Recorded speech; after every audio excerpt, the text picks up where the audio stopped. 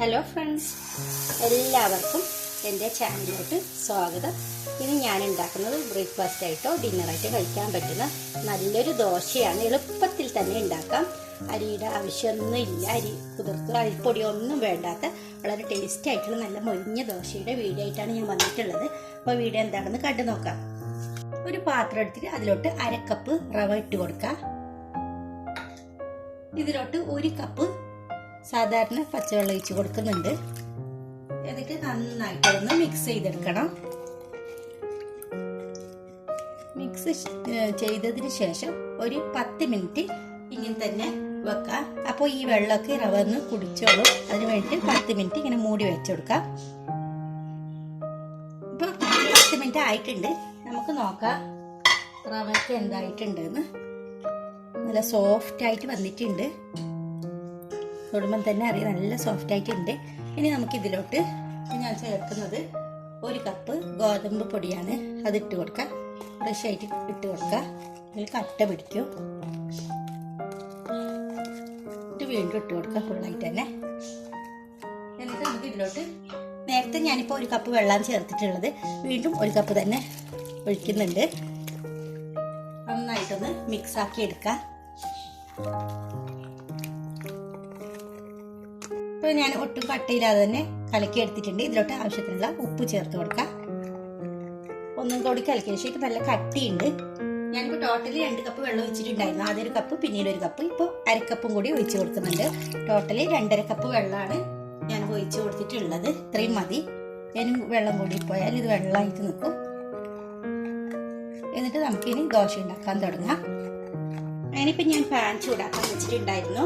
ഇത് നമുക്ക് എണ്ണ ഒഴിച്ച് കൊടുക്കാം. നന്നായിട്ടൊന്ന് ഇങ്ങനെ പരത്തി കൊടുക്കാം.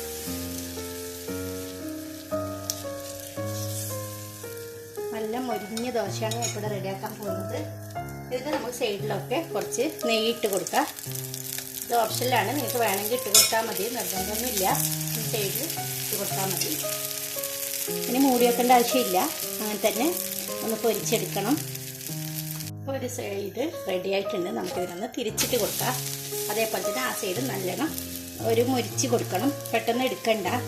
അപ്പോൾ ഇതിന് ദോശയുടെയും ചപ്പാത്തിയുടെ ഒരു പൊറോട്ടയൊക്കെ കഴിക്കുന്ന ഒരു ഫീലാണ്, ഇതിന് ടേസ്റ്റാണ് ഉണ്ടാവുക. സാധാരണ ദോശയുടെ ടേസ്റ്റ് അല്ല. 2 സൈഡ് നല്ലോണം ഇങ്ങനെ ഒന്ന് പൊരിച്ചിട്ടെടുത്താൽ മതി. നല്ലൊരു പൊറോട്ടയൊക്കെ കഴിക്കുന്ന ഒരു ടേസ്റ്റ് കിട്ടും ഇതിന്. ഇതിനൊന്ന് ഇങ്ങനെ ഇടയ്ക്കിടയ്ക്ക് ഇങ്ങനെ ഒന്ന് അനക്കി കൊടുക്കാം. ഇനി നമുക്ക് തിരിച്ചിട്ട് കൊടുക്കാം. ഈ സൈഡ് കണ്ടില്ലേ നല്ലോണം പൊരിഞ്ഞ് വന്നിട്ടുണ്ട്. ഒരു 2 പ്രാവശ്യം ഇങ്ങനെ ആക്കിയതിന് ശേഷം നമുക്കിതിനെ എടുത്ത് മാറ്റാം. നല്ല ക്രിസ്പി ആയിട്ടുള്ളൊരു ദോശയാണ് ഞാനിപ്പോൾ ഇവിടെ ഉണ്ടാക്കിയത്. ഇനി അങ്ങനെ എല്ലാം തന്നെ ഇങ്ങനെ ഒന്ന് ഉണ്ടാക്കിയിട്ടുണ്ട്.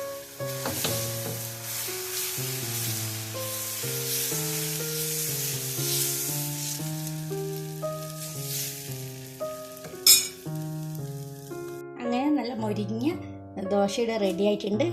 എല്ലാം ചെയ്തിട്ടുണ്ട്. നല്ല സാമ്പാറിൻ്റെ കൂടെ കഴിക്കാൻ നല്ല ടേസ്റ്റാണ്. അപ്പോൾ എല്ലാവരും ഒന്ന് ട്രൈ ചെയ്ത് നോക്കണം.